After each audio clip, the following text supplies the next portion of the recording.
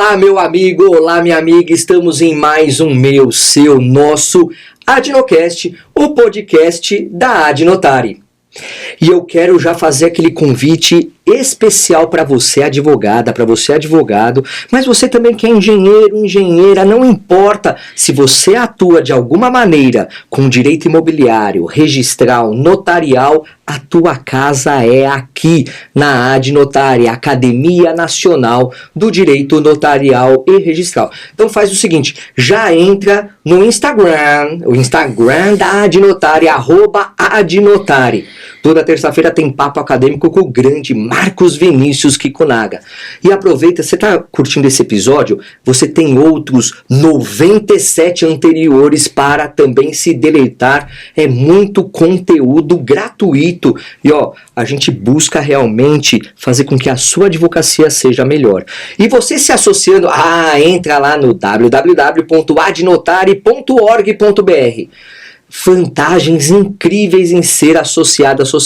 Só o grupo do WhatsApp que você manda pergunta lá, você tá com uma dúvida, um caso e tal, várias outras pessoas já com experiência, que já passaram por isso, vão te auxiliar. Tem núcleos temáticos, tem materiais exclusivos para advogados, tem também cursos, e ó, os cursos para associados têm desconto, e eu falo que o desconto é como se fosse o programa da anuidade de volta da OAB, vale muito a pena. Então, ó, Entra pra Adnotari e você também vem. E hoje eu tô aqui com um cara que eu admiro. Eu conheci ele há pouco tempo, é verdade. Né? Não vamos mentir, vai lá, conheço há décadas. Não, eu conheço você há pouco tempo, mas é um cara que você conhece e você fala, meu, que cara incrível. Edilton Cardoso, bom dia. Meu presidente da subseção da OAB Penha de França, tudo bem? Graças a Deus. Não sei nem se te chamo de Georgios ou Alexandrides. Estou tão acostumado de chamar de Alexandrides. É verdade. Mas pela formalidade, né? Doutor Georgios Alexandrides, é fica chique. Tranquilo, aqui tem gente que me chama de grego, me chama de G, aqui é tranquilo mesmo. E olha, eu não conhecia a tua trajetória, a gente se conhece, eu já fui lá na subseção OAB Penha várias vezes. Precisa voltar mais. Sim, eu sou facinho, é só convidar que eu vou. Mas assim, e quando você me mandou o briefing, que eu vi o teu currículo, eu falei, caraca, moleque, que é isso? Que é isso? Meu, você tem... Bom, primeiro que você é professor já de longa data na área de ética, Sim, voltada para a OAB. Sim. E até a gente estava conversando em off que ética é meio que desmerecido pela advocacia. Parece que é só para passar na OAB. Infelizmente. Porque, de 80 questões, 8 são, 20% da aprovação tá lá em Exatamente. ética. Mas na parte profissional o pessoal acaba escorregando, né? É verdade. Bom, Alexandre, primeiro eu preciso te agradecer. Que é isso? Agradecer você, agradecer a Suelen, fez essa ponte incrível. Suelen Mecone, preciso agradecer você pela recepção, pelo carinho. É verdade, a gente conhece há pouco tempo, mas é empatia mútua, né? É uma ligação muito forte, então eu agradeço. E a partir do momento que eu te conheci naquela palestra da OAB, naquele congresso, eu já virei seu fã, já virei seu admirador pelo trabalho que você exerce. Então, assim, primeiramente, muito obrigado por me receber, por mostrar vários caminhos do leilão de imóveis. Meu Deus, como eu aprendo com você. Valeu, meu amigo, obrigado. Então, muito obrigado mais uma vez, tá um prazer estar aqui nesse estúdio, parabenizar a Adnotari por essa... Capobianco, isso daqui é o Capobianco. Esse estúdio maravilhoso, agradecer ao professor Capobianco, parabéns a vocês, agradecer a Adnotari na pessoa do professor também, Kikunaga, que sou fã, muita gente que eu sou fã, então é só agradecimento, muito obrigado. Valeu, verdade por me receber aqui. Agora, falando sobre ética, é verdade, né? Infelizmente, é o que eu sempre brinco em sala de aula. Quer dizer, agora nos estúdios, né? Porque as salas de aula desapareceram, né? O aluno, ele se preocupa com ética, lamentavelmente, apenas para o exame de ordem. O que é um grande erro. Porque a ética, ela é basilar.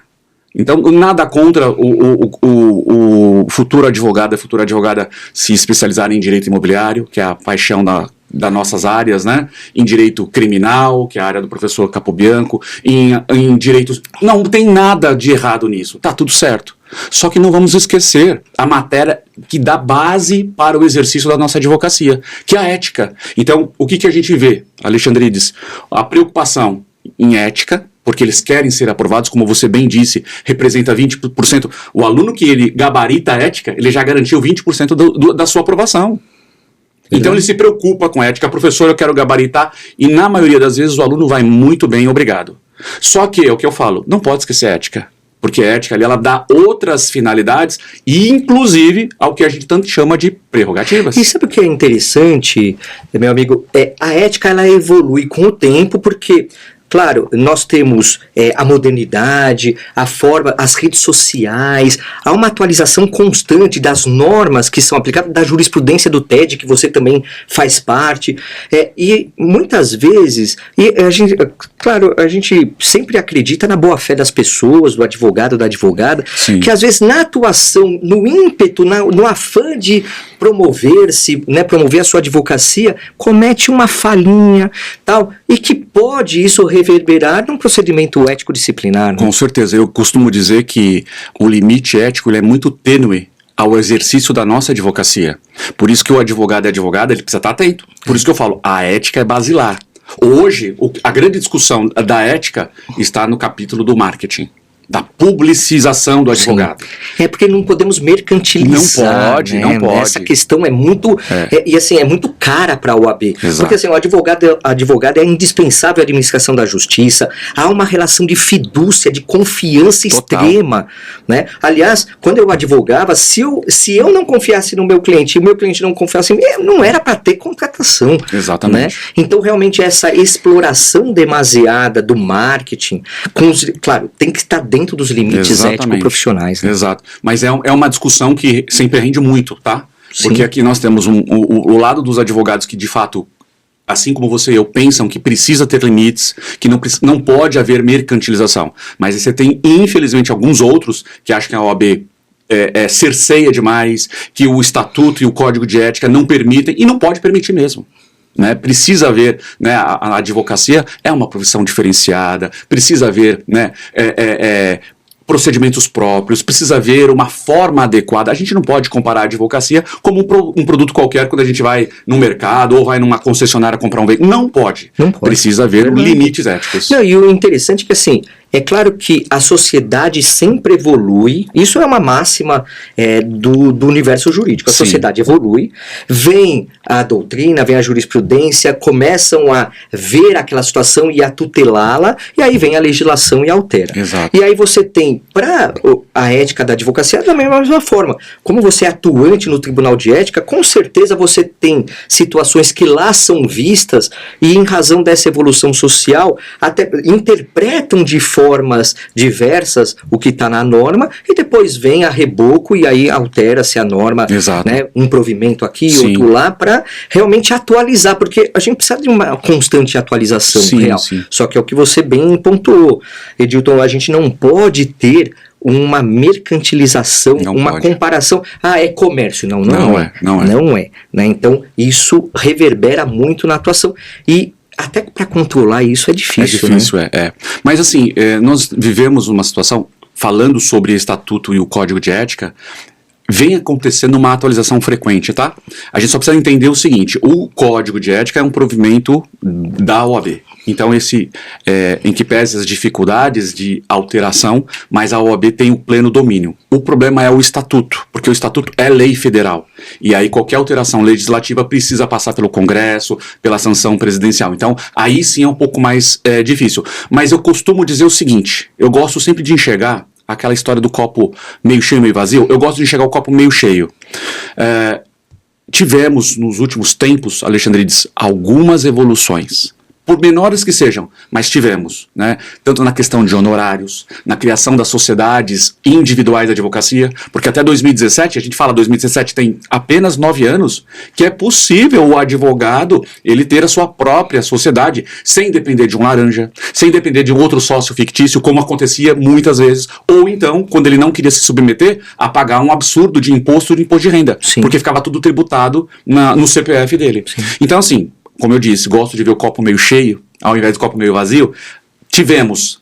Pode ser que não esteja tão atualizada como deveria estar, mas a gente vem atualizando, a OAB vem fazendo um papel importantíssimo de atualização do Estatuto, do Código de Ética para dar melhores condições. Vide, agora eu pulo pro marketing, um provimento importantíssimo, muito famoso, que é o 205/2021, todo mundo pede que eu vou falar, os professores de ética estão muito acostumados. Um provimento de 2021 que surgiu em plena pandemia, que modernizou a forma do advogado poder se comunicar, inclusive utilizando rede social. Então, a reboque de muita situação, a gente conseguiu evoluir, ainda que a poucos passos, mas estamos evoluindo. Com certeza. E assim, o mundo ideal a gente sempre vai buscá-lo, mas a atualização e a alteração social é sempre... Agora a gente está na época da inteligência artificial, exatamente, de uma busca também de uma regulamentação sobre isso, o uso desmedido, né? É complicado. Olha, é claro, já passamos do ponto de retorno da inteligência artificial, mas isso... Olha, mas ó, até a gente pode... Eu quero te convidar mais vezes para vir aqui, para a gente poder conversar sobre outros temas, porque a advocacia imobiliarista, a parte registral, notarial, ela também precisa desses apoios, né, com relação a como realmente atuar, porque você vê muita gente falando, faça uso capião, e realmente você acaba tendo as formas com que são propagadas, né, difundidas os serviços, resvalam realmente muito na ética. Será que isso pode ou não pode? Porque assim, a gente tem um universo de imóveis irregulares gigantesco. Mas vamos chegar lá. Antes eu só queria aproveitar a tua trajetória dentro da OAB, porque, como eu te falei, eu vi o teu currículo que você me mandou. Você, na subseção da OAB Penha de França, você realmente... É uma abdicação, né? Uma dedicação. Porque, para quem não sabe, estar na OAB em cargos de direção, quer seja, pode ser numa coordenadoria de uma comissão, numa presidência de uma comissão, ou mesmo dentro da diretoria da subseção da OAB, é tudo cargo voluntário, gratuito, sem remuneração nenhuma. Pelo contrário, você acaba tendo perda, prejuízo, porque... é o tempo, dedicação, tudo que envolve, né? Então eu queria primeiro te parabenizar, porque nós precisamos de pessoas que realmente estejam à frente e busquem. Vocês agora nessa última gestão, a casa que vocês estão, né? Eu não sei se foi na última gestão e nesta, né? A nova casa. Não, a gente não tá com casa nova, não. Não, mas a reforma que tá tendo, tudo tal, agora tem um estacionamento do lado.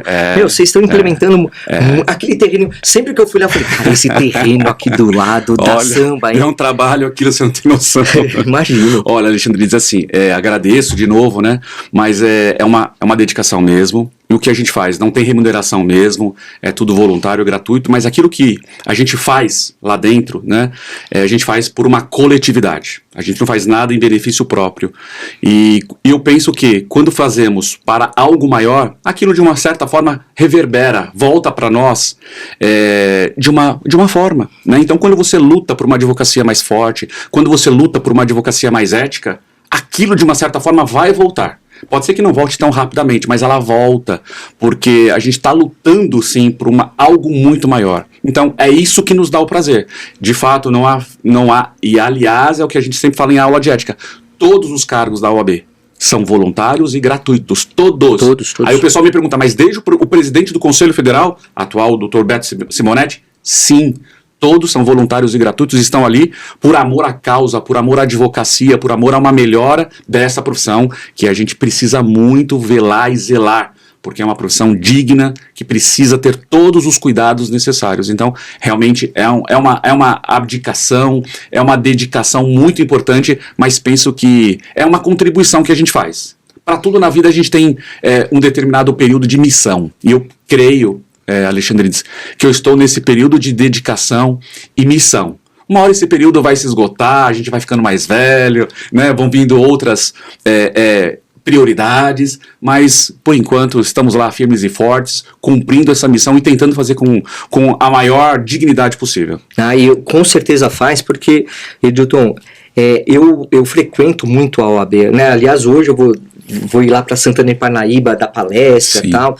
Eu sou professor da ESA há anos, então interior e tal. E assim, é muito legal ver.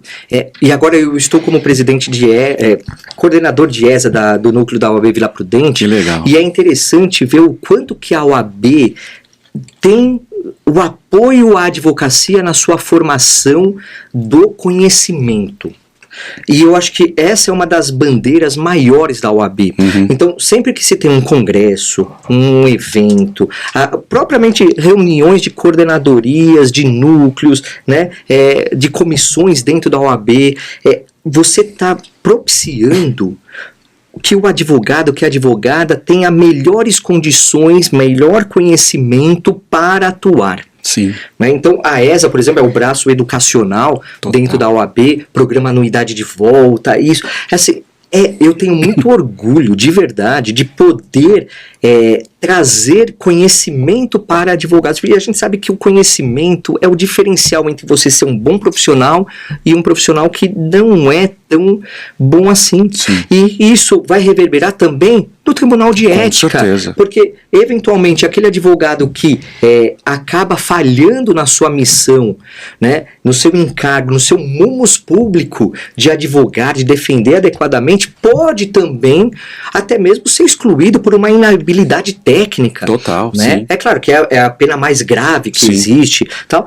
mas é importante se ter não só a questão da repercussão em indenizações que podem ser pagas a clientes, isso, aquilo, mas a OAB, ela faz com que você advogada, tenha essa busca por sempre estar mais aprimorado, sempre mais conhecimento. Então, por isso que eu te parabenizo mesmo. Imagina, eu acho muito importante o que você está falando, e eu vou falar rapidamente sobre isso, porque dentre inúmeras atividades que a OAB exerce, Alexandrides, essa talvez seja uma das mais principais, que é o fomento aos estudos do advogado. E o advogado, muitas das vezes, lamentavelmente, ele não procura a ordem. Ele vai buscar outros cursos fora, valoriza-se muito os cursos lá fora, e quando, na verdade, na OAB, nós temos cursos maravilhosos, você sabe disso. Sim. Nós temos palestras maravilhosas, professores renomados, professores competentes, e muitas das vezes, lamentavelmente, o advogado, ele subestima os nossos cursos, né? Então, é muito importante você tocar nesse assunto, porque a OAB exerce isso, e aí eu falo a OAB no âmbito geral, principalmente a OAB São Paulo, Sim. a OAB Penha, a gente é da docência, né, Alexandrides? Então, a gente preza muito por isso. O nosso atual coordenador, seu colega, nosso amigo de docência, Pedro Benato, né? A nossa preocupação é levar cursos de níveis importantes para a advocacia. Nossas comissões que levam palestras gratuitas, Alexandre, você sabe disso.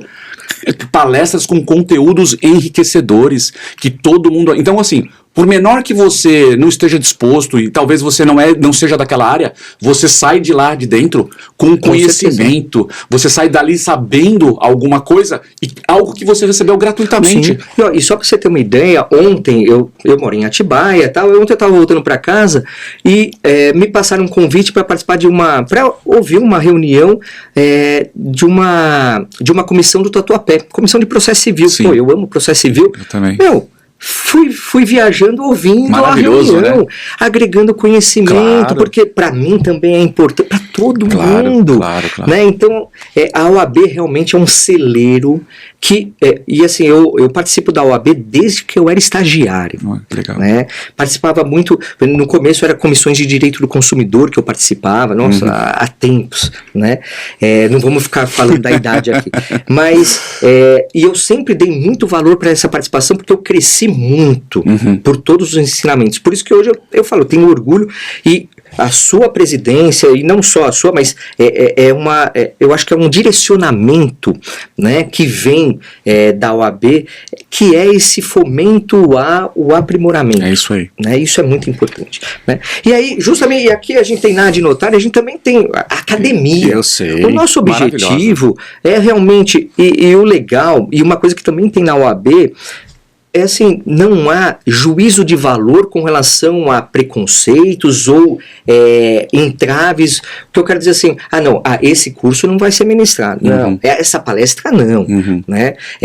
O acolhimento à diversidade é muito importante, porque até você como presidente, você está como presidente de todos isso aí. Da advocacia da subseção OAB Penha de França, né? Ainda, claro, tem gente que não votou em você, mas, né, é para todos. Exato. Né? E quando a gente traz essa amplitude, né, que a academia possibilita, a ESA, ela tem o objetivo é aprimorar. Exatamente. Né? A academia, que é a Adnotário, o objetivo é aprimorar com viés prático, e no final das contas é ganhar dinheiro. Não vamos ser hipócritas, porque está todo mundo querendo ganhar dinheiro. O nosso objetivo, você que está nos vendo aqui agora, você quer ganhar dinheiro. Por isso que, vamos entrar no mote aqui, você trouxe vários questionamentos interessantes e assim, há sempre aquela visão de a maioria dos imóveis no Brasil é irregular, não sei o que, e assim, o direito imobiliário, ele tem um leque de atuação gigantesco, né? Eu acho que principalmente até no extrajudicial, que dá para fazer a desjudicialização no direito imobiliário. Eu acho que imobiliário e família, imobiliário, família e sucessões, mas acho que imobiliário muito mais, é onde teve a maior busca de desjudicialização para atividade extrajudicial para resolver questões. Sim. Né? Eu creio que sem outro tipo de comparação. E a advocacia extrajudicial ou judicial dentro do imobiliário, ela vai repercutir justamente com a sociedade. Né? É aquela casa que foi feita, que não foi averbada a construção, a propriedade que está irregular, mas afinal, como que a gente consegue na prática? Porque olha só, vamos pensar para a advogada que recebe um cliente, que muitas vezes, quero vender, porque o cliente ele só chega na hora da dor, muitas vezes, né? Recebi uma proposta para vender meu imóvel. É isso mesmo. Doutor, olha, dá uma olhadinha nesse contrato. Aí você fala, mas teu imóvel está irregular, né? Como que você falaria, dá para identificar a irregularidade? Que tipos de irregularidades são essas? Olha só, Alexandre, a gente, na verdade, quando a Suelen me contatou, eu tinha que escolher um tema, né? E como a gente gosta muito de falar de uso capião, a gente é um carro-chefe forte do escritório, então a gente acabou escolhendo esse tema. Mas a uso capião não é o único meio de regularização de imóveis. Né? Você já falou aqui brilhantemente e sabe muito mais do que eu. A uso capião, a gente fala no meio jurídico, é a última raça, é o último caminho que você vai escolher. Né? Então muitas pessoas acham que as pessoas chegam lá no escritório porque hoje tem o professor Google, o professor ChatGPT, o professor Copilot, o professor Gemini, agora estão todas as inteligências artificiais Cláudio, contra nós, o Cláudio. Então eles já chegam com as teses prontas deles. Só que nem sempre aquilo é uma máxima, é uma verdade, e é um caminho a ser seguido. Então, primeiro, quando chega um cliente com essa dor, e é exatamente assim, doutor, eu quero vender meu imóvel, e aí descobri que o imóvel não tem a planta, que o imóvel não tem a escritura, que é sempre assim que chega, né? E aí a gente inicia um processo de análise do imóvel, e muitas das vezes a gente conclui que basta uma averbação da construção. Né? Então o caminho, o remédio ali para buscar a solução dele, não necessariamente é a uso capião. Então, a gente procura fazer isso de uma forma muito séria, correta, porque se a gente for judicializar ou extrajudicializar com as medidas extrajudiciais, fica inviável, fica muito caro e às vezes é desnecessário. Então, vamos buscar, sim, o caminho jurídico que for melhor. Tanto é que o que eu costumo sempre dizer, no caminho da regularização, muitas das vezes não basta apenas a assessoria jurídica. Nós temos uma equipe no escritório que são engenheiros, que são arquitetos, porque muitas das vezes a situação não apenas juridicamente será resolvida, mas também com apoio de engenharia e de arquitetura. Sim. Então a gente pegou um caso, certa vez, que era uma questão de desmembramento. Não se tratava ali, o imóvel estava irregular? Sim, estava irregular, porque existiam sobre o mesmo lote, né, de terreno, existiam duas casas totalmente individualizadas, duas casas com relógios de água, de relógio de luz, tudo individualizado. Na prefeitura com numeral, né? A prefeitura, ela tá um passo à frente da gente sempre, né? Sempre. A gente brinca que o desdobro fiscal, ele corre a 10 passos à nossa frente. Ele está sempre muito avançado. Na área construída também ele sabe tudo. Já sabe tudo, né? Então, lá em Atibaia, lá em Atibaia passa drone, vendo se tem piscina construída para eles colocarem lá e notificar Mas teve uma época que aqui em São Paulo também estava tendo, tá? Eu recebi alguns clientes que me mostraram, tiraram fotos, drones voando, sobrevoando a casa, e aí a gente foi descobrir que era, assim, um trabalho de fiscalização da prefeitura. Então, assim, veja, a gente precisa analisar com cautela. Então, a uso capião realmente é o último caminho, a gente não vai nem sempre por esse caminho, e eu estava dizendo para você sobre esse exemplo. A gente identificou ali que sobre o mesmo lote, o lote estava adequado. Não havia averbação das construções, então só tinha ali o terreno. O que a gente entendeu que precisava, sim, fazer um desdobro e depois a averbação das construções. E foi esse caminho que foi adotado, né? Então, acionamos a nossa equipe de engenharia, a engenharia verificou, fizeram os trabalhos de engenharia necessários e ali, enfim, resolvemos, né? Então, o pessoal chega muito com essa solução pronta, mas nem sempre essa é a melhor solução. Verdade. Até a gente teve alguns episódios atrás, né? A Priscila Liberato, engenheira, eu entrevistei ela maravilhosamente, ela trouxe várias explicações do ponto de vista da engenharia com relação à regularização de imóveis. Sim. Ela atua muito com incorporações, tal, que unificação de lotes, e aí passa por toda essa situação que você está dizendo. Então é multidisciplinar. Total. E você tocou num ponto interessante, porque hoje com computador, com tablet, com celular, você consegue ter uma avalanche de conteúdo. Só que a gente tem que diferenciar informação de conhecimento. Exato. Né? Então, ainda que a pessoa tenha a informação à disposição, a interpretação, a aplicação, a verificação compete a quem tem a habilitação para isso. É o advogado, a advogada que precisa realmente, no caso concreto, porque a inteligência artificial te dá a resposta com base no que você pergunta. Exato. Mas você sabe fazer a pergunta? Será que a pessoa soube perguntar exatamente, né? Então, aí vem lá, a resposta é uso campeão, né? Aqui e não sei o que, tudo tal. E realmente você tem situações que vão ser mais simples ou menos simples, mais complexas para regularizar. Por isso que, até te cortando, peço desculpas, mas esses dias eu falei exatamente sobre isso, Alexandrides, que as pessoas me questionaram, inclusive num podcast, falaram assim, mas então a advocacia está fadada ao desaparecimento? E eu falei absolutamente ao contrário. Porque não basta você jogar lá os famosos prompts, mas se você não sabe fazer o prompt, se você não sabe fazer a pergunta para IA. E se você não sabe interpretar a resposta, porque, olha só, infelizmente, a gente está vendo aí nos tribunais, muitas vezes advogados sendo apenados, porque, olha, a IA alucinou, colocou lá uma jurisprudência inexistente, isso, aquilo, tal. O advogado, claro, não vamos ser hipócrita. A inteligência artificial tem que ser usada. Com certeza. Tem que ser usada. Só que o resultado da IA, eu chamo de curadoria.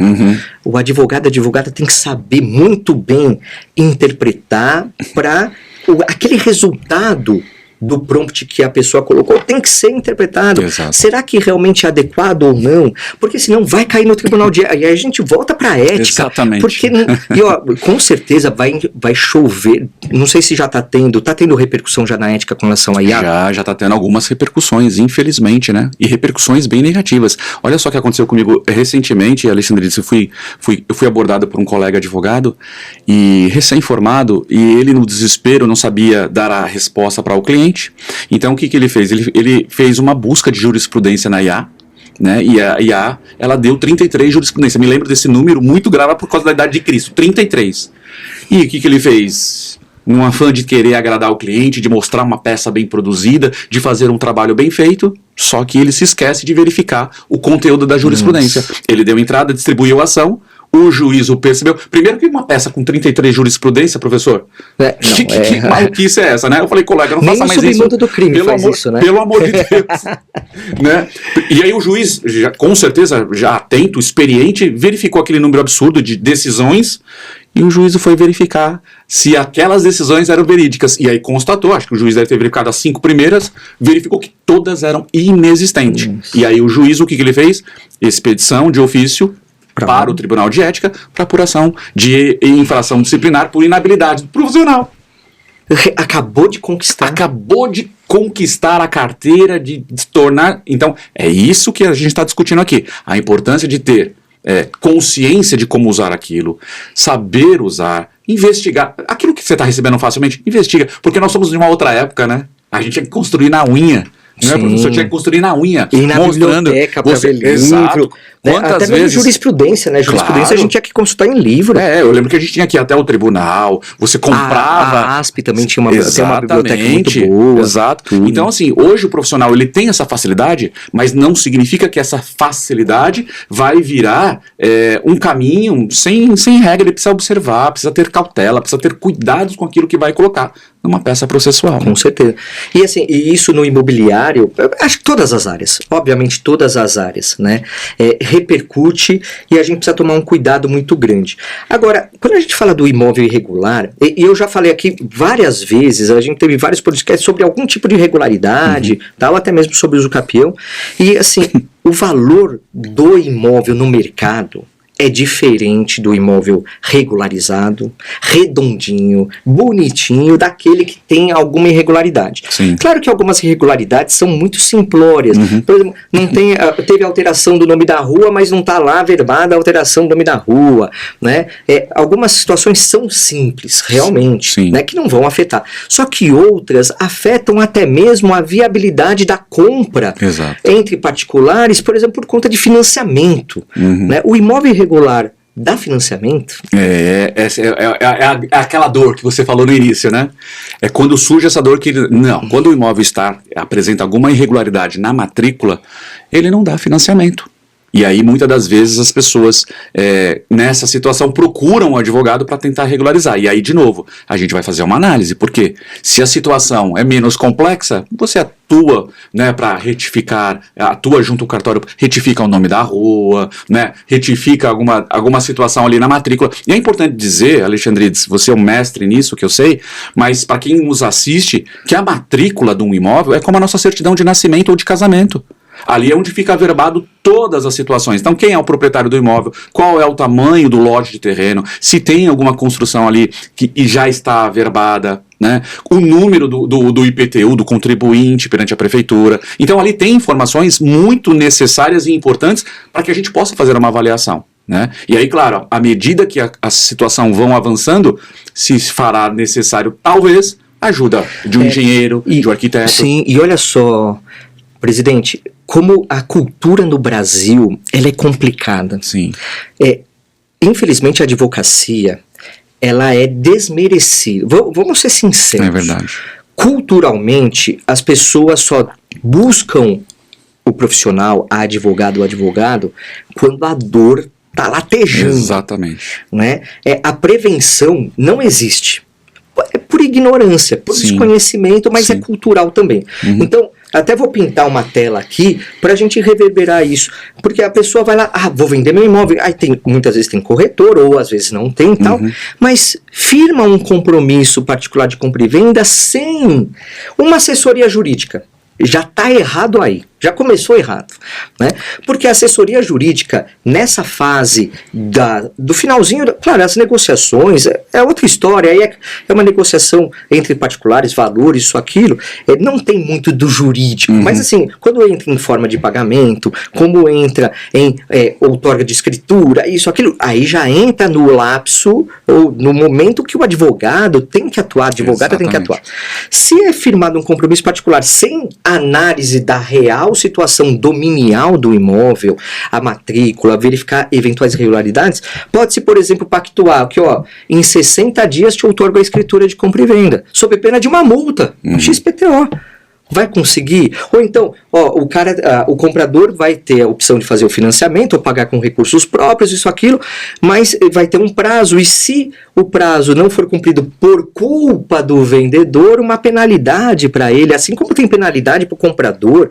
Quer dizer, a falta de uma assessoria especializada nessa área, e aqui pode nem ser necessário o uso capião, como você bem disse, é a última ratio, mas essa observância é complexa, né? É aquele jeitinho brasileiro, né, que a gente luta para desconstruir. Eu costumo dizer, Alexandrides, nessa caminhada junto ao direito imobiliário, que a aquisição de um imóvel não é como você for adquirir, por exemplo, uma xícara dessa, como você vai até uma loja adquirir uma caneta, ou você vai comprar uma peça de roupa. A aquisição do imóvel, no Brasil especificamente, a gente sabe das dificuldades do nosso povo brasileiro, a aquisição do imóvel representa o sonho da casa própria. Sim. Então, se é um sonho, que você precise ter a consciência de que aquilo se mantenha como sonho e não como pesadelo. Porque se você não tem exatamente isso que você acabou de falar, um cuidado, busca de um profissional que de fato conheça a situação, que analise o imóvel, aquele sonho vai virar pesadelo. Porque depois é que você vai descobrir que não existia uma cláusula, né, penal contra o vendedor, que ali não está lhe passando a escritura, fazendo a matrícula, cumprindo suas obrigações, ou por decorrência de débitos anteriores sobre o imóvel. E aqui a gente está falando só sobre o imóvel, fora as preocupações que a gente tem que ter também contra também o vendedor. Sim. Né? Porque às vezes a gente sabe como advogados que esse vendedor está fugindo de um credor. Aquela due diligence, claro, né? Que não é só imobiliária, mas é da pessoa total, também, do vendedor ou dos vendedores. Então é importante a gente continuar, né, aquela história do óbvio ter que ser dito sempre. Então, quando você vai fazer, por exemplo, você tem uma dor de cabeça constante, você não vai procurar um clínico geral. Você vai procurar um médico especialista em cabeça, um neurologista. Você está com uma dor no seu estômago, você vai buscar alguém que é especialista. Eu tenho cálculo renal, todo ano eu opero. Então, eu vou lá, eu fui já no... Você não vai buscar um clínico geral, né? Não. Então, tanto que eu já descobri que minhas pedras não tem jeito, elas vão aparecer porque não tem causa definida. Então eu tenho que tomar muita água, mas mesmo assim vai ter. Vamos colocar mais água aqui na sua caneca. Com certeza. Então, Alexandre, é assim, a pessoa vai adquirir um imóvel, ela precisa contratar e consultar um advogado, verificar a situação do imóvel no primeiro momento, verificar se o imóvel tem dívidas, verificar se o imóvel está regularizado perante a prefeitura, perante o cartório de imóveis. Você percebe que isso é cultural mesmo? Cultural total. Eu costumo dizer isso que é uma cultura nossa. E a gente tem que estar aqui toda hora dizendo esse óbvio, toda hora desconstruindo várias lendas que se criam. Né? E você acha que... Eu tenho uma percepção que, claro, eu atuo fortemente na área de leilões, sou leiloeiro e tal, e eu sou muito atingido pelas notícias que vêm de leilões, pelas redes sociais e tal. E as redes sociais, pelo menos na minha área, eu creio que seja uma coisa generalizada, elas simplificam muito. Total. Né? Mas simplificam muito a ponto de falar o seguinte, olha, você consegue fazer sozinho. Tem muito isso, né? Tem, infelizmente, eu acho que a gente vive uma era da advocacia muito rasa, né? Com todo respeito a vários profissionais, e a gente tem que lutar sempre para ser o melhor, pelo menos eu fui criado assim, né? Sim. Eu e meus irmãos, mas os profissionais atuais que se balizam apenas nas redes sociais, eles estão fadados a cometer vários erros e prejudicar os interesses dos seus constituintes, dos seus clientes, que aliás é uma premissa de ética disciplinar, né? Que nós advogados somos os primeiros juízes da causa. Então como é que você quer ser juiz da causa se você não conhece Sim. a causa? Se você não tem conhecimento apropriado para poder analisar aquela causa? Sim. E aí unifica o culturalmente visto que é não procurar um advogado, e às vezes você tem o jurisdicionado com experiências catastróficas. Exato. Por conta de eventuais maus profissionais. Infelizmente. Né? Infelizmente. Agora, é claro que sempre, quando eu advogava, eu não advogo mais por conta da leiloaria, mas quando eu advogava, eu sempre, numa entrevista com o cliente, naquele acolhimento, naquela consulta, né, eu sempre buscava ser o mais simplista possível na explicação. Uhum. Porque a gente tem advogado que gosta de um juridiquês e já vai meter um latim, né? E não sei o que. Não, mas você... Vamos puxar pro lado da usucapione. Mas você não tem posse ad usucapione e não sei o que, né? Tal, a prescrição aquisitiva, isso, aquilo. Quer dizer, tem termos jurídicos que o cliente, ele não... Você é advogada, você precisa saber, porque é você que vai atuar.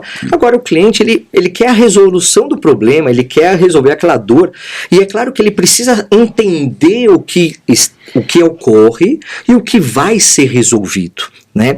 Então, eu acho que uma habilidade que é importante, que precisa ser muito bem desenvolvida nos profissionais do direito, nos advogados e nas advogadas, é simplificar, sem perda de conteúdo, a comunicação para com seus clientes. Sim. Então, eu queria que você também, com base nisso, já que o nosso tema principal aqui é a usucapião, né, na entrevista com o cliente, você acolhe a documentação, você vê a consulta que você está realizando. é importante esse diálogo, a comunicação, a explicação para falar, olha, é o uso capião, o que é, porque a imaginação das pessoas tem conceitos, né, que talvez não sei, porque vai falar assim, a minha vizinha conseguiu em 6 meses regularizar. Exatamente. Aí, mas o caso da vizinha não é o mesmo, obviamente. Então é importante essa comunicação, né, essa busca, aí é uma questão até de semiótica, né, de comunicação com o cliente. Como que você simplifica para o cliente a explicação, olha, o seu caso é de uso capião, o caminho é judicial, extrajudicial.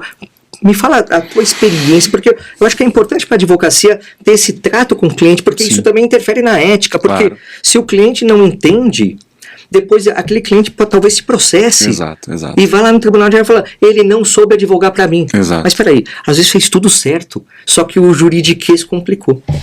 Olha, Alexandre, esse tema que você toca é tão importante, e a gente vê tanta coisa na internet, infelizmente, porque eu ouvi muito dizer sobre as consultas jurídicas.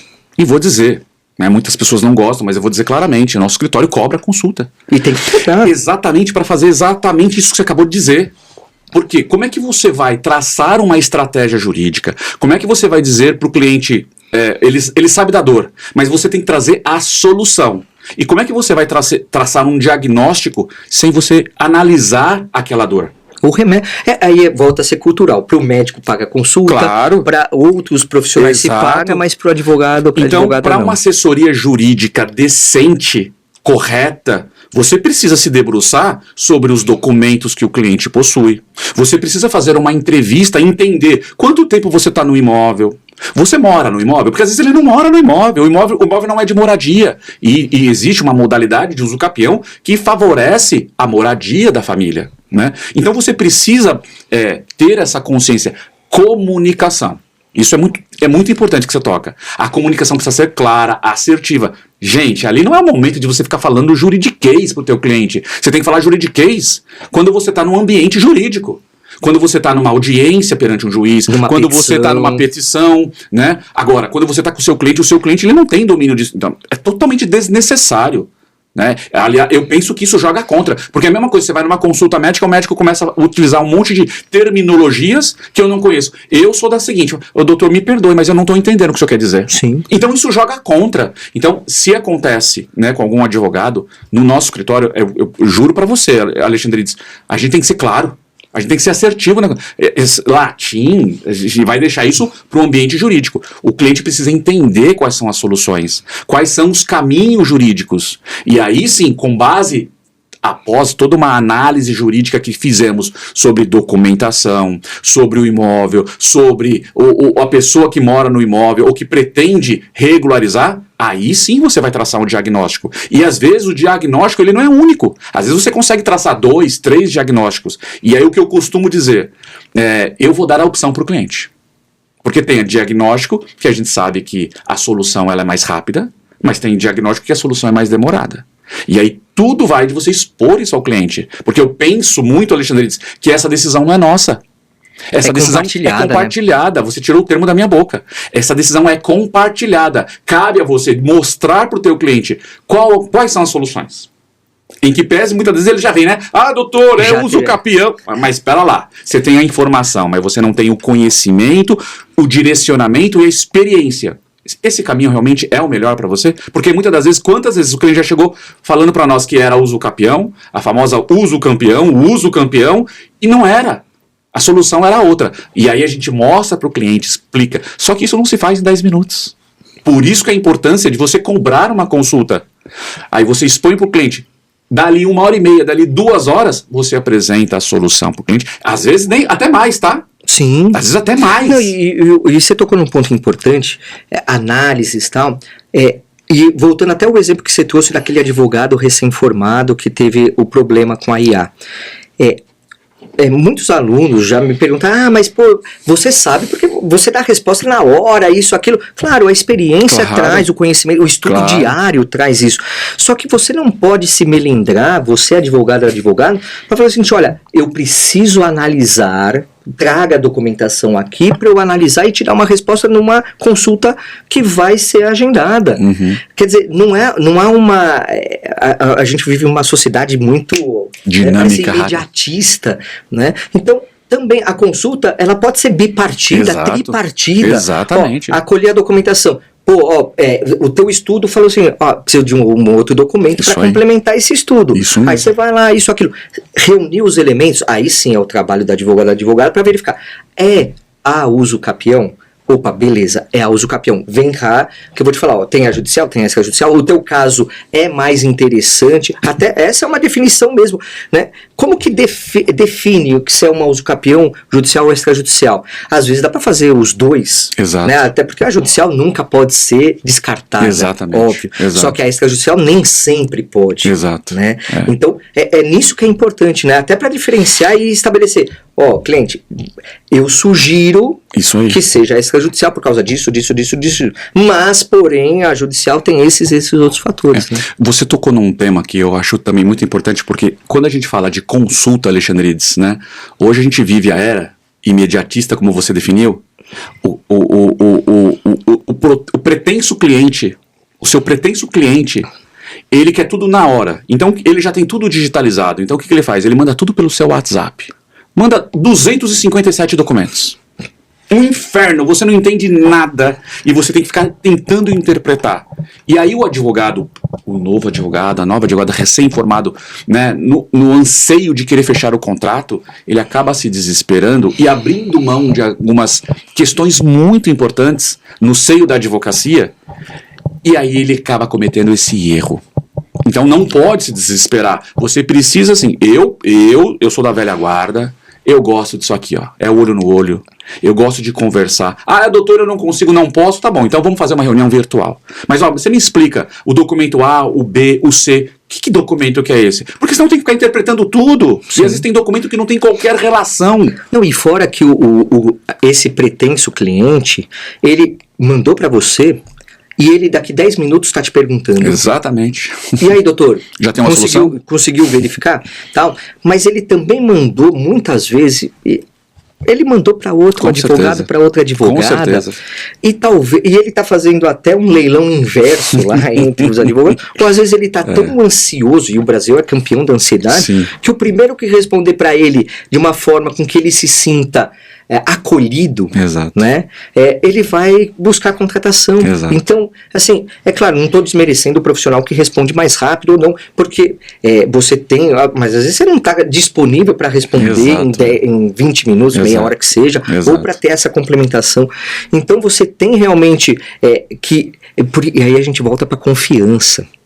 A advocacia é confiança. Né, confiança, e você tem que ter conhecimento para gerar valor agregado. Por isso que assim, eu chamo de hard skill. É o conhecimento técnico. Você é advogado, você não pode deixar de estudar, deixar de se aprimorar, deixar de buscar conhecimento. Esse conhecimento é que vai fazer com que você consiga, até em menos tempo, resolver uma questão que você demoraria. Mas é normal, a experiência vai te trazendo isso e tal. Você já sabe, até a pessoa fala, eu tenho aqui os documentos de IPTU que eu paguei, não sei o quê. Então você já começa a reverberar. Você fala, mas pô, aí eu até já puxo essa pergunta. É só pagar IPTU que tem uso capião? Né? Porque assim, doutor, eu pago IPTU. Eu pago IPTU, aqui é meu imóvel, né? Não. O IPTU é apenas uma parcela, né, de como você trata aquele imóvel. Porque a uso capião, uma das premissas dela é você tratar aquele imóvel que você pensa ter a propriedade, mas você tem a posse dele, é você tratar como dono, e o pagamento do IPTU é apenas uma das modalidades de você comprovar que você trata o imóvel como seu, que você o trata como proprietário, né? Então, mas não é o único. Você precisa demonstrar, você precisa provar através de outros elementos documentos, você precisa mostrar que você paga o IPTU, mas também paga você paga a conta de água, você paga a conta de luz, que você preserva o imóvel, que eventualmente você fez uma benfeitoria no imóvel, o imóvel estava ruim, você fez uma edificação melhor, você pintou o imóvel, você construiu ali algo melhor. Então, é um conjunto de situações, e não apenas o pagamento isolado do IPTU, porque é outra lenda que se cria, né? Ele chega pronto, já, doutor, pago o IPTU há 5 anos, e eu vi que eu tenho direito ao usucapião urbano, já chega com a fórmula pronta. Só que ele esquece que existe todo um conjunto, né, de situações e requisitos, que é o que você falou.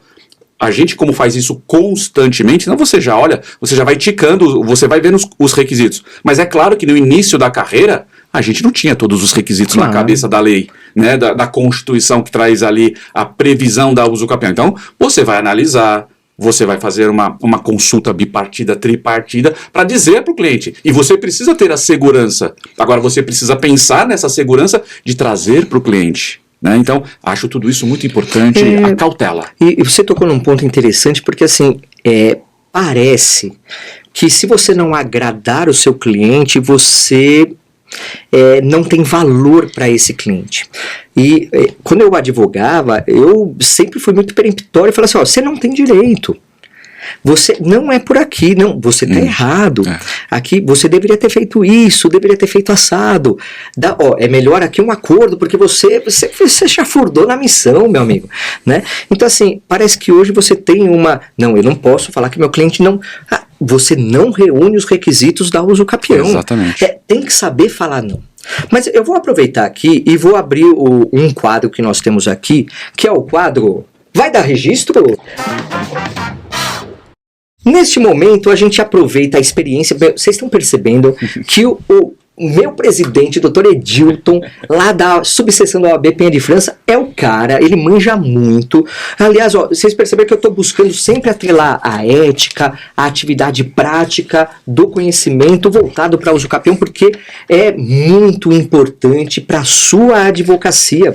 Então você, com certeza, eu tenho certeza que esse episódio está sendo de grande valor para a tua atuação prática. E o Dr. Edilton, ele traz aqui um caso que é muito interessante, porque uma usucapião extrajudicial, só que aí a prefeitura falou assim, peraí, tá pensando o quê? Não vai fazer essa usucapião não, porque tem área pública aqui, e parece que uma partezinha era área pública. Que história é essa? Deu registro, não deu? Olha só, Alexandrides, foi uma situação peculiar demais no nosso escritório, foi um período em plena pandemia, a gente assume uma usucapião em plena pandemia, a fatídica e lamentável pandemia, de um determinado cliente, e iniciamos o processo, fizemos toda a análise, fizemos toda o levantamento de informações, levantamento de situações diversas.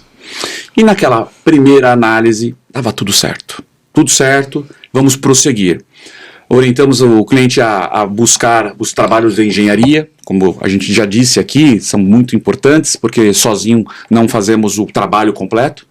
E o trabalho de engenharia foi feito, construção de plantas, memorial descritivo, RRT, enfim, cumprimos o que a legislação nos exigia à época. E demos entrada no caminho extrajudicial. Então, inicialmente lavramos ali a ata notarial, foi feito todo o trabalho em loco de fiscalização, o escrevente foi até o local, verificou e tudo certo até aí. E tudo corria muito bem. Quando demos entrada, então, na segunda etapa da usucapião, que ela é constituída de 2 etapas, né? Então, a lavratura da ata notarial, juntamente com alguns documentos de posse da pessoa que pretendia fazer a usucapião, demos entrada, então, no cartório de registro de imóveis competente. E iniciamos, e as coisas foram andando, e quando iniciamos a fase de intimações, né, dos entes públicos, a gente se depara ali com uma manifestação da prefeitura dizendo o seguinte: olha, você não pode usucapir a minha área. E a área pública a gente já sabe que ela não é possível ser usucapida, né? Você não consegue regularizar algo que não é teu, algo que não é de propriedade particular, algo que é de domínio público, né? Que é uma das coisas da usucapião quando não cabe, que imóveis públicos não cabem ao usucapião. Existia uma área ali de 1,40 metros quadrados que estava invadindo a via pública. E ali, de fato, veio um desespero inicial. Veio um desespero e fala, como assim? Né?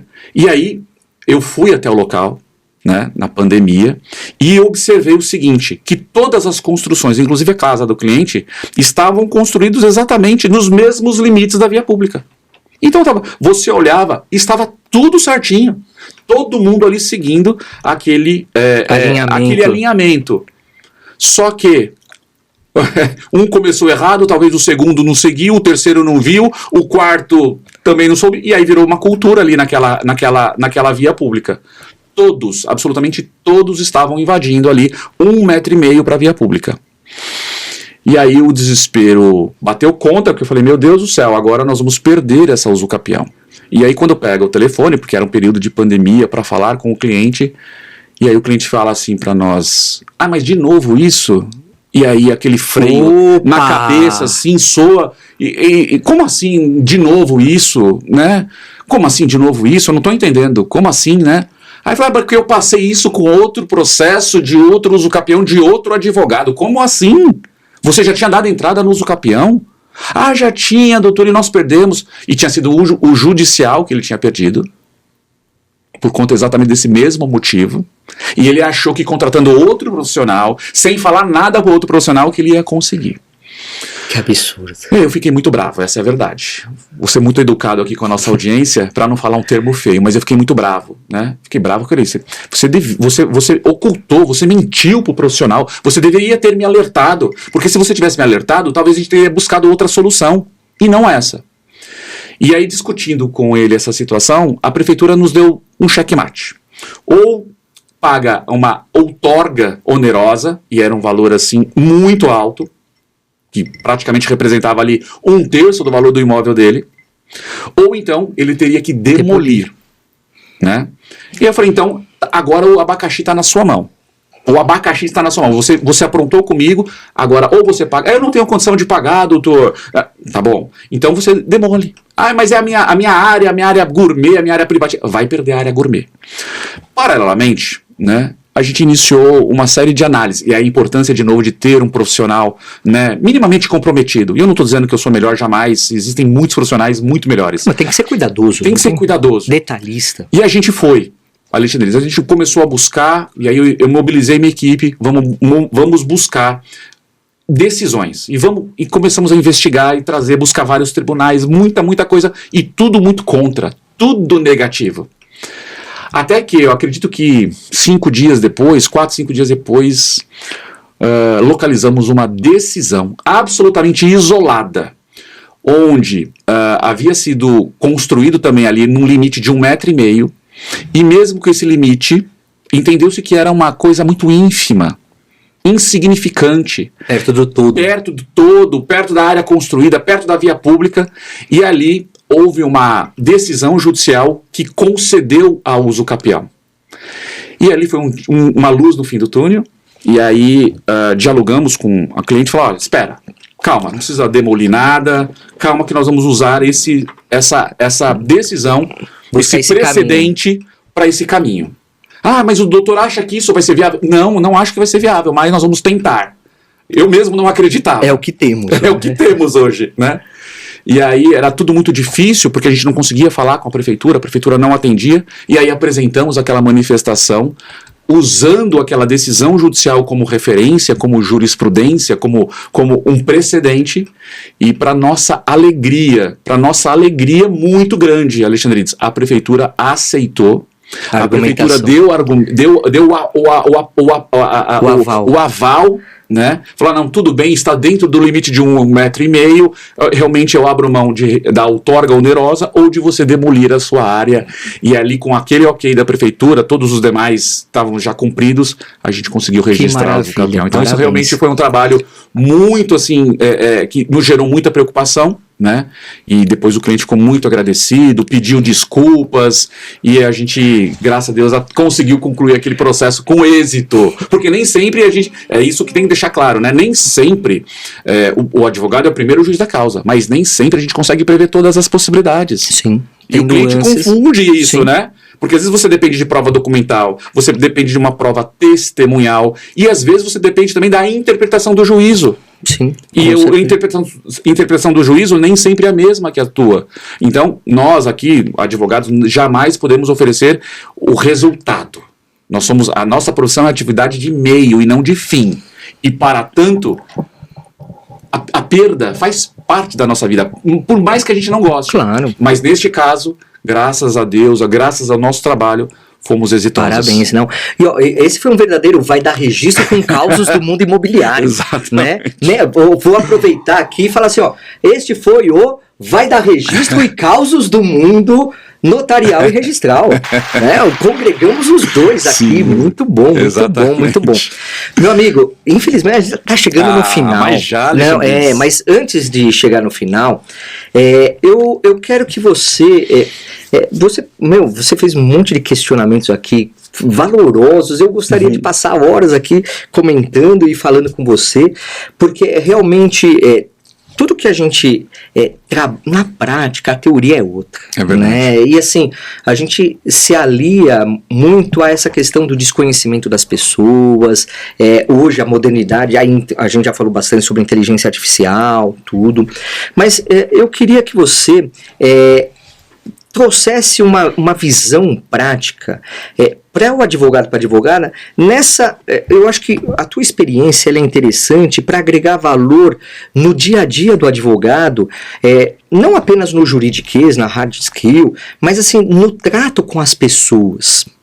Né? E eu queria que você realmente, se você pudesse dar um conselho para esse advogado, para essa advogada, nesse tratamento da pessoa que aparece no escritório e que fala assim, olha, tem um uso campeão aqui para fazer, porque eu já sei que dá, não sei o que tal, às vezes traz até um parecer do ChatGPT, do Cloud ou qualquer outra, do Gemini e tal, mas que é carecedor desse ponto de vista técnico. Como que lida com essa pessoa? Olha, Alexandre, eu costumo dizer o seguinte, né, que a empatia, a simpatia, muitas das vezes, ela prevalece sobre a competência.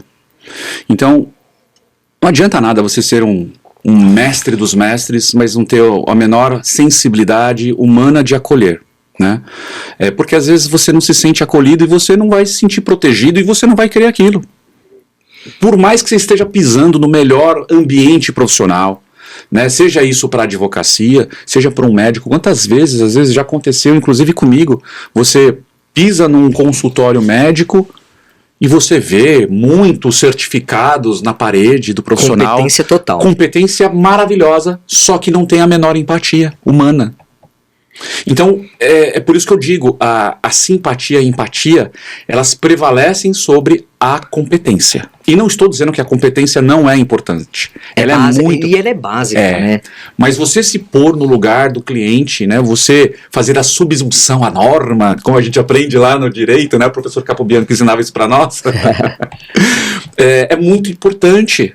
Como que você vai fazer isso? Então é acolhendo, entendendo, com paciência, porque o cliente ele não tem o mesmo domínio que nós temos. Sim. E você tocou num ponto interessante, porque eventualmente quando você advoga com mais colegas, você tem um escritório formado, muitas vezes uma dessas pessoas, um desses advogadas, tem esse perfil de ser mais o lado comercial do escritório, né? De prospecção de cliente, de conversar, tudo, que é aquele que vai à rua, vai prospectar e trazer clientes para o escritório, e tem aquele advogado, aquela advogada que tem o perfil de ficar atrás do computador, peticionando, tem outro que tem aquele perfil de fazer audiência, cada um tem uma habilidade. Exato. Só que e muitas vezes, aqui a nossa audiência muitas vezes é formada por advogadas que advogam sozinha,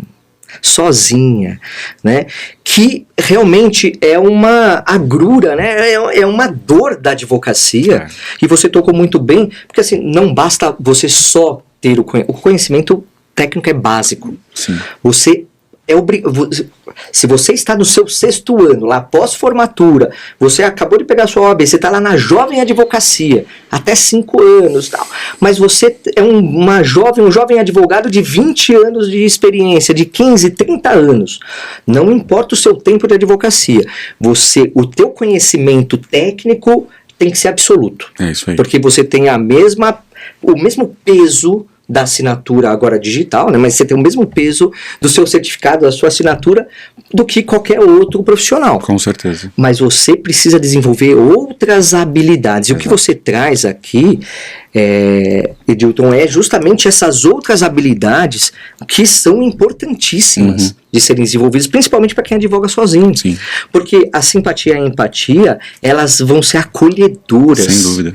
E muitas vezes, eu lembro de um caso que eu estagiava na faculdade, no escritório de assistência judiciária da faculdade, e lá a gente pegava a população carente e tal, e os casos que, às vezes a pessoa queria mais desabafar, porque às vezes não tinha tutela específica para entrar, ou a gente não tinha condições, como no escritório de faculdade, não tinha condições de absorver por conta de N requisitos e tal. Então a pessoa lá, só de ser ouvida e ter um respaldo, uma escutativa é importante para você poder ter esse acolhimento. Né? Então é muito importante mesmo.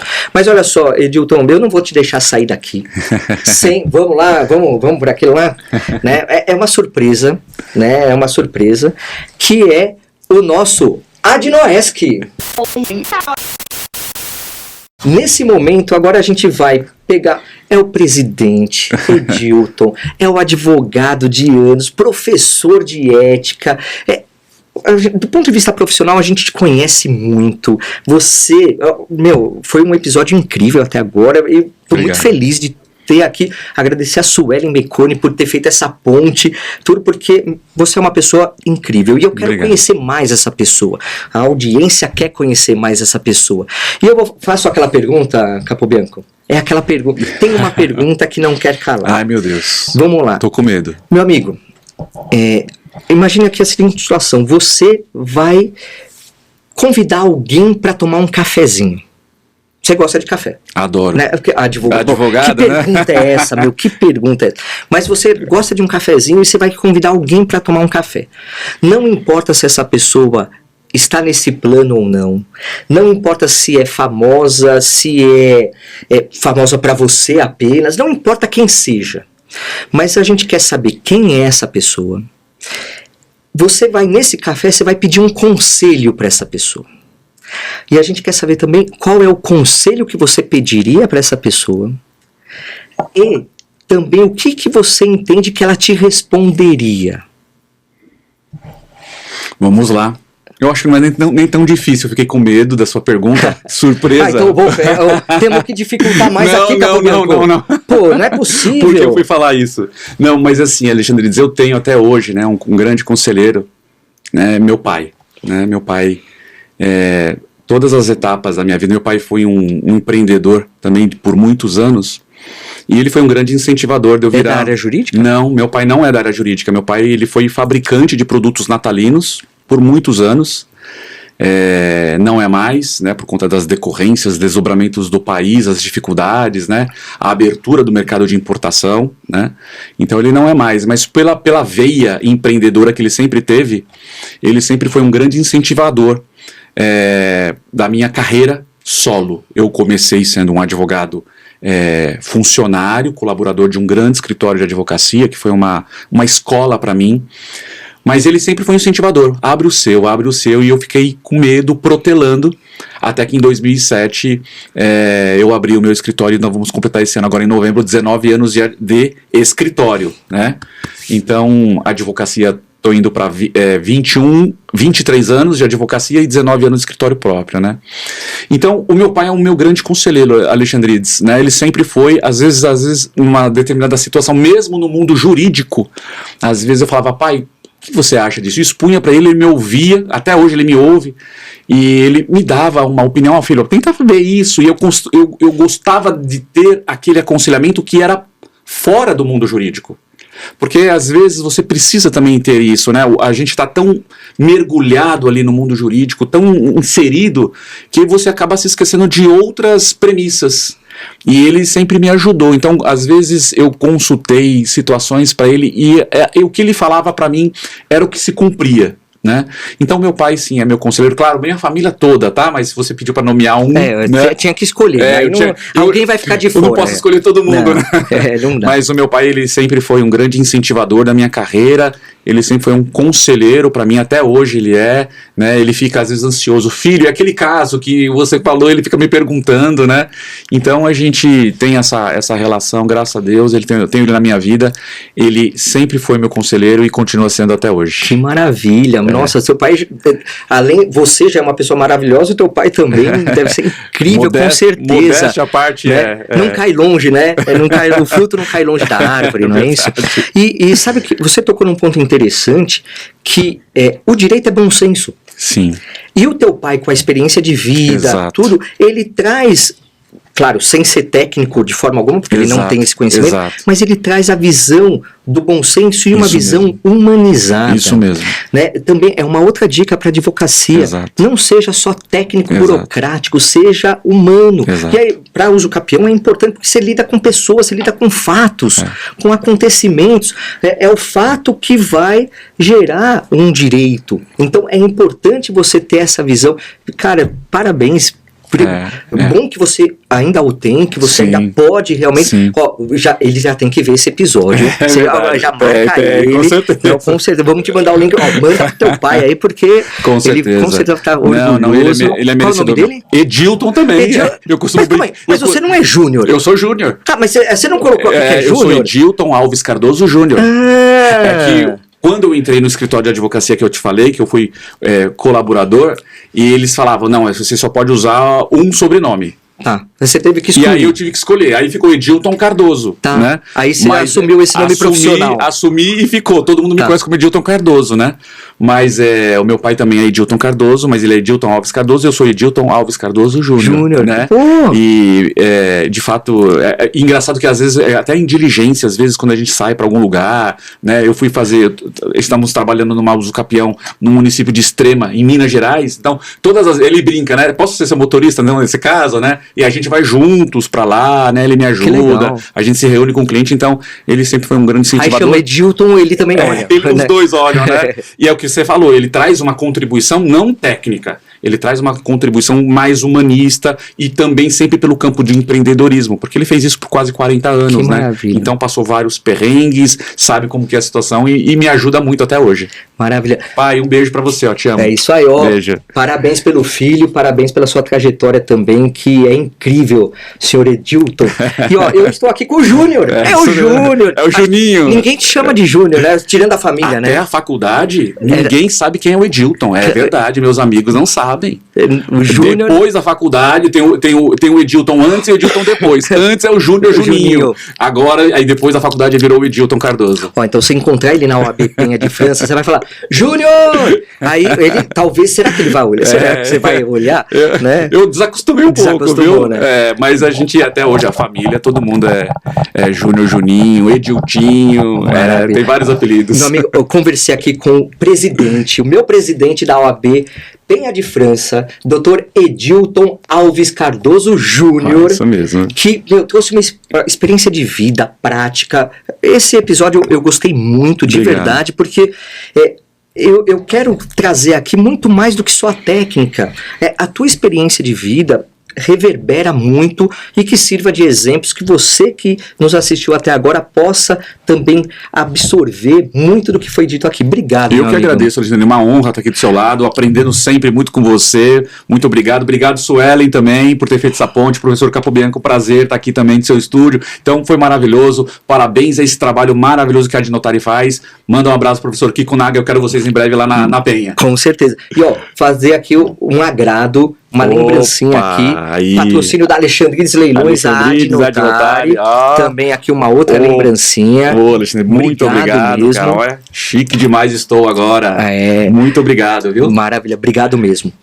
Você gostou, né? Eu gostei muito. Ó, e não é só esse episódio que tem, não. Nós temos outros 97 episódios no YouTube para você poder assistir. Digita aí Adnotari, você vai ter acesso a todos os episódios e muito mais conteúdo, porque a Adnotari, a Academia Nacional de Direito Notarial e Registral, é a tua casa. Então aproveita também e nos siga no Instagram da Adnotari, @Adnotari, e é claro, seja uma associada, seja um associado, benefícios incríveis para você aprimorar o seu conhecimento e, no final das contas, ganhar mais dinheiro, honorários para você. Vem para Adnotari, você também. Vem. É isso aí, bora lá, bora que dá. Abraço, até mais, tchau, tchau.